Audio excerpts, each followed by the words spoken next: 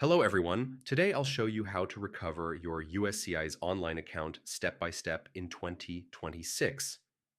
Many users lose access due to forgotten passwords, lost verification methods, or locked accounts, and recovery is possible if you follow the right steps.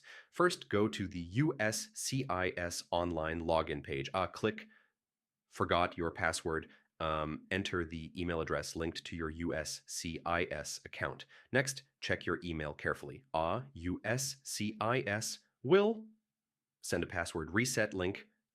Also, check spam or junk folders if you don't see it. Now, reset your password.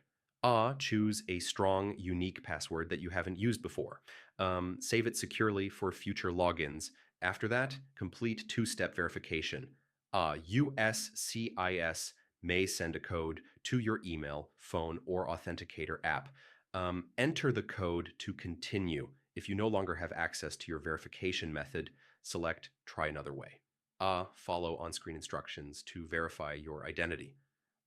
This step may take extra time. If your account is locked, wait 24 hours. Too many failed login attempts trigger a temporary lock. Don't keep retrying during this period. Next, clear your browser cache or try another browser. Technical issues can block recovery pages.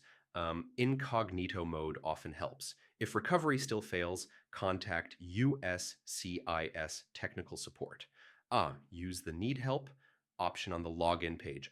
Explain your issue clearly and provide your account email. Finally, once recovered, secure your account, update recovery email, phone number, and enable strong verification.